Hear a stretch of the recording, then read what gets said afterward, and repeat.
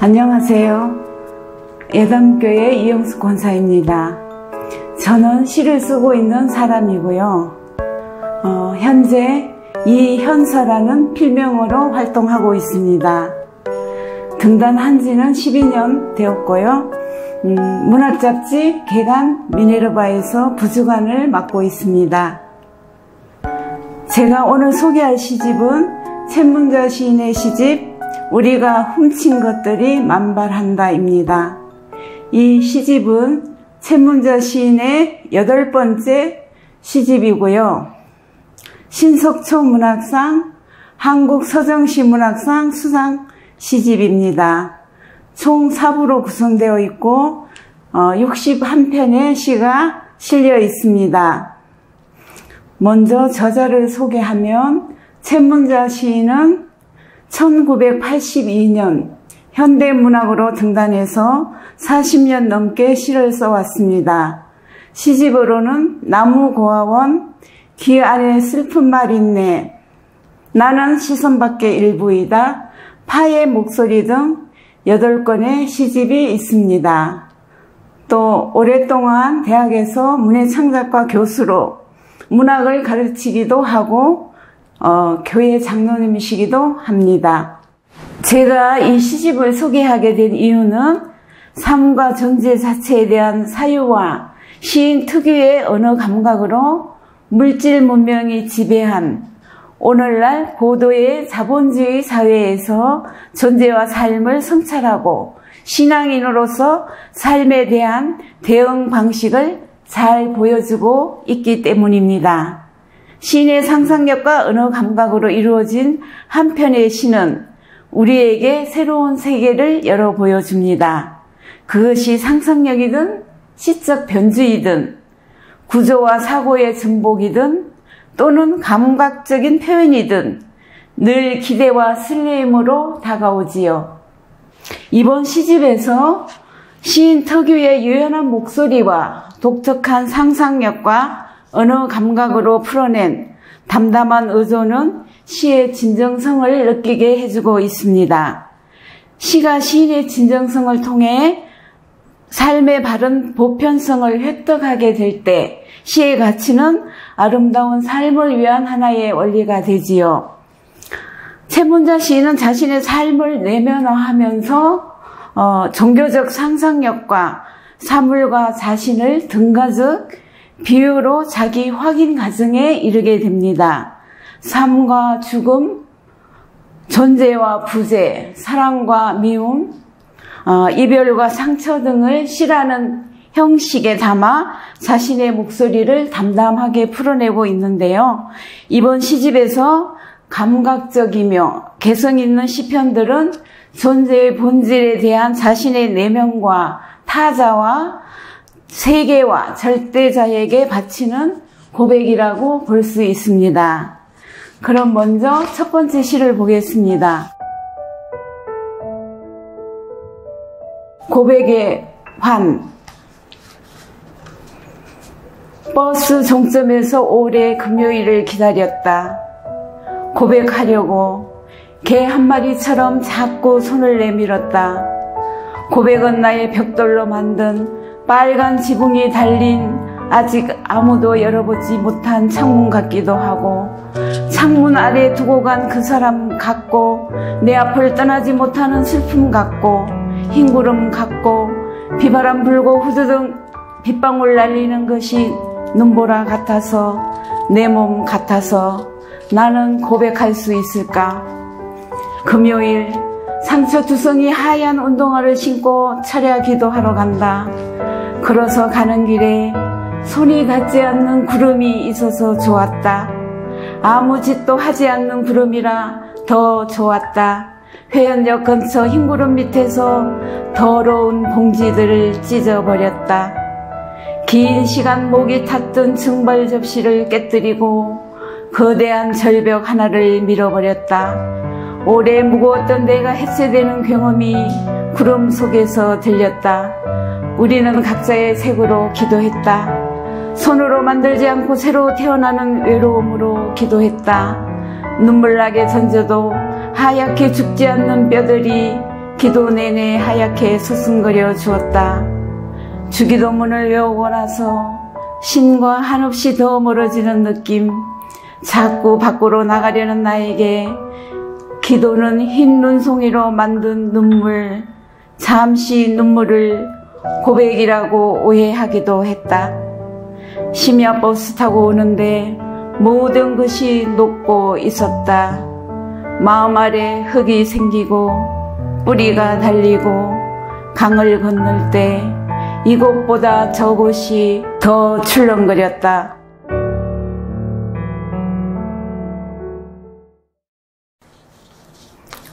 여러분은 모두 고백을 해보신 적 있으시지요? 우리 신앙인들은 신앙 고백, 재해 고백 등 고백과 아주 밀접하다고 할 수 있는데요.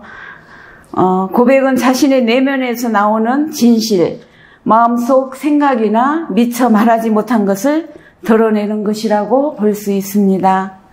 고대 그리스에서는 호모로게인이라 했는데 이는 같은 것, 진실, 실제를 말한다라는 뜻이라고 합니다.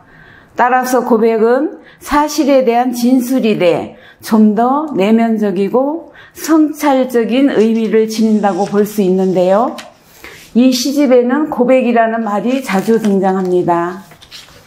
시적 자아는 견고한 세계 내의 존재로서의 자신에 대해 절망적이며 그 안에서 좌절과 정화를 통해 극복을 모색하는데요. 좌절과 정화는 냉철한 세계 인식을 전제로 하는 시적 결기이기도 합니다. 이 시에서 시인도 무언가를 고백하기 위해 버스 종점에서 금요일을 기다립니다. 잘 아시다시피 금요일 철야 기도회는 고백과 참회의 성격이 강하지요. 여기서 시인은 고백은 아무도 열어보지 못한 창문, 그 사람, 슬픔, 흰구름, 눈보라로 비유하다가 끝내 내 몸이라고 말합니다. 긴 시간 증발 접시를 깨뜨리고 거대한 절벽 하나를 밀어버리고 내가 해체되는 경험이 구름 속에서 들렸지만 잠시 눈물을 고백이라고 오해하기도 하고 강을 건널 때 이곳보다 저쪽이 더 출렁거리는 고백의 환을 보게 됩니다. 욕망과 죄를 내려놓고 참회의 기도를 하지만 고백은 실패할 수밖에 없고 그럼에도 시인은 끝내 고백하는 자로 남을 수밖에 없기에 그녀의 시는 아프고 처연합니다. 다음 시를 보겠습니다. 위약. 나를 펼치면 빵 조각이 쏟아진다. 빵은 언제부터 공포가 되려고 마음먹었나.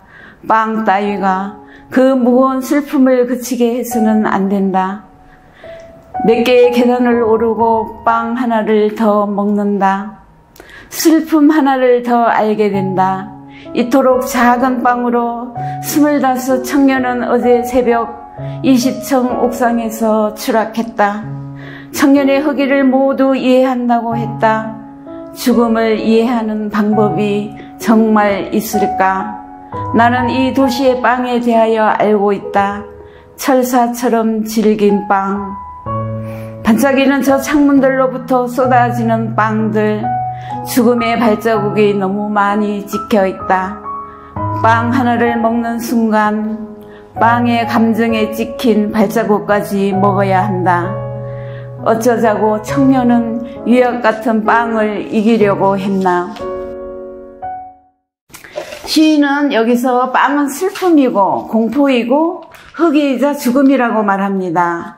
생명을 이어가는 빵이 슬픔이 되고 죽음으로 이해되는 빵에서 25 청년이 20층에서 추락하고 위약 같은 빵을 이기려고 하는 동안에도 우리는 철사처럼 질긴 빵을 먹어야만 되는 현실을 이야기하며 부조리한 삶에 대한 또 다른 질문을 던지고 있습니다. 죽음의 발자국이 너무 많이 찍혀있는 빵은 먹어도 허기를 느끼게 하는 것으로 그에게 공포의 대상이 되고 있습니다. 그리고 자신 역시 가난한 빵 조각이었던 것을 알게 됩니다. 빵 하나를 먹는 순간 빵의 감정에 찍힌 발자국까지 먹어야 한다는 구절이 마음에 와 닿습니다.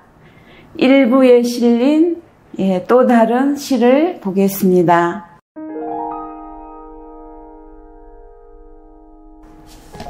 (2014년) 2013년 다음에 2015년이었으면 좋겠어. 오늘도 어김없이 건초더미 사이로 2014년이 보인다. 2014년 허리는 푹 패여 있다. 죽음의 지푸라기 날리고 때때로 깊어진다. 오래된 우물처럼. 집에 왔을 때 남자는 죽어 있었다. 삶과 죽음 어느 것이 더 무서운가? 죽음은 죽자마자 눈을 더 크게 떠야 할 삶이 기다리고 있다. 남자는 뭉텅뭉텅 사라지는 중이었고 나는 왼쪽 폐 반을 자르고 진통제 버튼을 계속 누르다가 살아나는 게 무서워 함부로 하나님을 불러냈다.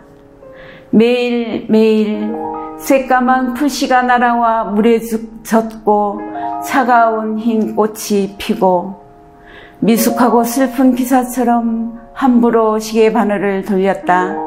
절벽과 산맥을 넘다 밤늦게 돌아와 미래가 찍힌 달력을 찢었다. 부재와 결핍, 상처와 상실의 공간과 시간을 재소환하는 시입니다. 여기서 남자는 남편입니다. 가장 가까운 사랑하는 사람의 죽음을 목격했던 고통스러웠던 공간을, 시간을 떠올리면서 삶과 죽음, 어느 것이 더 무서운가라는 질문은 절규에 가깝습니다. 고통의 심화를 극한 상황까지 보여주는 시이지요. 하지만 하나님을 부르고 매일매일 새까만 풀씨가 날아와 물에 젖고 차가운 흰 꽃이 피고 끊임없이 고통의 정화를 통해 비로소 시인은 희망의 빛깔인 흰빛을 보게 됩니다. 그래서 그럴까요? 시인의 이번 시집에서는 자전적인 시쓰기라 할 정도로 자신의 실존에 영향을 미치는 사회적, 개인적 이야기들이 담겨있는 시들이 많습니다. 다음 시는 독자들이 가장 공감하는 시입니다. 잎. 누구의 잎으로 산다는 건 단 한 번도 내가 없는 것. 새파란 건 새파랗게 운다는 뜻. 뒤집혀도 슬픔은 똑같은 색깔이 된다.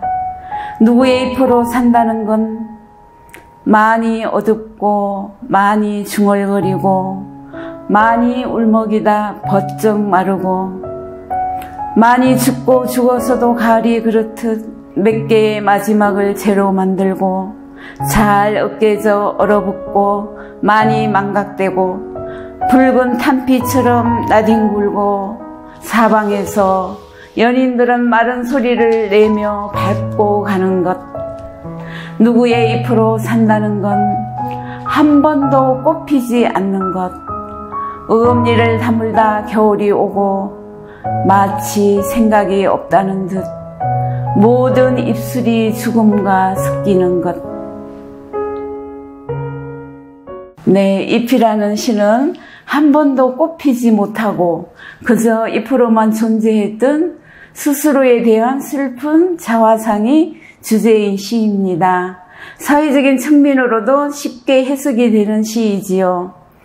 단지 누구의 잎으로 산다는 것은 실로 단 한 번도 내가 없는 것과 다를 바 없다는 시인의 자기 성찰은 개인의 내부뿐 아니라 외부에 대한 것이기도 한다는 것을 말해주기도 하는데 우리를 주체가 아닌 객체로 만드는 내 외부의 요인들을 묘사하며 시인은 질문을 던지고 있습니다.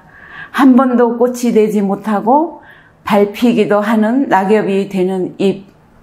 우리의 삶도 그런 것이 아닌가 생각해 보게 되니 시인이 바라본 시각이나 비유들이 공감이 가는 그런 시입니다. 시인의 내부 심리 상태를 숨김없이 드러낸 시라고 할 수 있습니다. 다음은 2부에 실린 시입니다.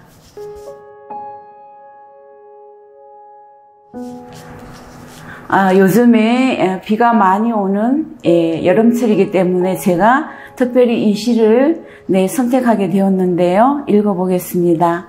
우기. 오늘 비는 아무에게나 슬픔을 나눠준다. 우기에는 내 말이 옳았다. 오래오래 졌다가 수채화 같은 슬픔이 온다는 말. 하루 종일 비가 내렸다. 사과나무 가지끝 풋사가 옆이 무너졌다. 나도 저렇게 아픈 데를 씻다가 무너졌다. 슬픔이 없다면 슬픈 게 여럿이든 나도 없을 것이다. 내가 없다면 줄곧 믿어왔던 이 많은 책들과 수없이 눌렀던 어두운 버튼들, 마음에 내내 서있던 사람 서랍 속의 흉터들 모두 혼자일 것이다. 온 힘을 다해 저렇게 흠뻑 슬플 것이다. 죽을 것처럼 들고 온 것들, 저렇게 말할 수 없어서, 짧게 말할 수 없어서, 슬픔은 머리카락이 길고 형용사처럼 영롱하다. 우기에는 슬픈 게 슬픈 걸 찾아낸다. 점 하나 없는 슬픔 언제 그칠까? 슬픔 곁을 개처럼 지키고 있다. 네, 우기는 비가 많이 오는 시기이지요. 또 비는 기쁨보다는 슬픔과 더 가깝습니다. 비 오는 날 비 곁에 오래 앉아서 읽어보고 싶은 시입니다. 빗물이 낮은 곳으로 흐르듯 비 오는 날은 모든 것이 낮아지고 경선해집니다. 풀들과 나무들이 비를 맞고 자라듯 오래오래 졌다가 마음도 자랍니다. 내 말이 옳았다는 자각이 비에서부터 옵니다. 슬픔이 나를 존재하고 살아있음의 증거라는 비의 웅얼거림이 들립니다. 깊고 그윽하고 낭만적인 이 시에서 슬픔은 머리카락처럼 길고 형용사처럼 영롱하다. 우기에는 슬픈 게 슬픈 걸 찾아낸다는 구절이 압권입니다. 사는 것의 비를 짧게 말할 수 없어서 길게 오는 비, 모든 자연과 사물을 통해 하나님은 늘 우리에게 또 다른 깨달음을 주십니다. 3부에 실린 다음 시를 보겠습니다. 재의 수요일. 누구는 돌을 나르고 누구는 구멍을 파고 수요일엔 나만 남았다. 눈과 귀가 깨끗해지는 나무 다리를 보러 가자고 했다. 첨탑을 올려다본다. 은총은 비처럼 내리거나 딱딱하기도 했다. 처음 사랑처럼 목이 메이기도 했다. 그는 거미가 아니다. 어디쯤에다 거미줄을 치지 않았다. 줄없이 우리를 만나주는 간절했던 것과 늘 반대 방향으로 나와 있는 나무 다리. 다리는 너무 희미해서 강물을 넘을 때 보이다가 보이지 않다가 한다. 수요일은 나무 다리를 건너기로 했다. 이마에 재를 바르고 맨발로 엎드리고 길을 막는다. 나쁜 것들은 쌓이거나 가라앉았다. 강철로 만든 새 위로 둥둥 떠다니는 불빛. 곳곳에 떨어뜨린 기도에 내 슬픔이 걸린다. 멀리서 내가 죄를 털고 있는 소리를 그가 듣고 있다. 온통 헤어지는 기분. 이 골목 저 골목에 불을 끈다. 통속적 하루가 식어가고 있다. 우리가 훔친 것들이 만발한다. 오늘 밤 참외는 죄다 아주 무참하게 길어진다. 뒷문을 잠그고 들어야 한다. 네, 이 시집의 표제시라고 할 수 있는데요. 여기서 우리는 태초의 인간부터 현대사회의 인간까지 모두 포괄하는 개념이라고도 볼 수 있습니다. 태초부터 인간은 훔쳤습니다. 세상은 훔친 것들로 가득합니다. 그래서 시인은 눈과 귀가 깨끗해지는 나무다리를 보러 가기로 합니다. 나무다리는 그에게로 가는 통로입니다. 여기서는 그는 절대자 하나님이겠지요. 유일한 안식처인 하나님 품으로 가는 일은 가장 겸손하고 낮게 엎드려야만 갈 수 있는 곳입니다. 시는 진실을 드러내는 탈일상의 특별한 장이자 시간이라고도 할 수 있는데요. 최문자 시인의 시집 우리가 훔친 것들이 만발한다는 고백의 시집입니다. 시집의 제목 훔친 것들은 그 고백의 내용들과 대상들을 의미하고 있습니다. 훔친 것들은 내밀하며 쉽게 드러낼 수 없는 차원에서 고백과 같은 것입니다. 고통의 발화를 통해 시인은 진실과 화해하고 하나님을 만나고 진정으로 시적 자아가 자유와 만나는 슬픔과 고통이 구원으로 향하는 숙연한 시집입니다. 네, 이상으로 최문자 시인의 시집을 살펴보았는데요. 저에게 독서란, 즉 시 읽기란 작은 위로입니다. 시를 읽고 쓰는 시간만큼은 자신에게 집중할 수 있는 시간이지요. 모든 존재의 비를 들여다보고 소통하고 그런 과정에서 하나님이 주신 무한한 세계를 느끼고 또 볼 수 있습니다. 영국의 시인 윌리엄 브레이크는 하늘의 모래 속에서 세계를 보며 한 송이 들꽃에서 천국을 본다. 그대의 손바닥 안에 무한을 지고 한순간 속에 영원을 보라고 했습니다. 코로나19와 무더위로 힘든 일상을 보내고 계실 교우님들께 이 시집이 또 한편의 시가 따뜻한 위로가 되길 기원드립니다.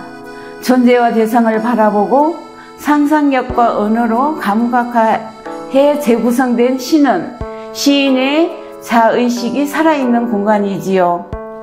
시인들이 언어로 지은 집, 그 다채로운 공간 속을 거닐어 보는 것도 분명 의미 있는 일이 될 것입니다.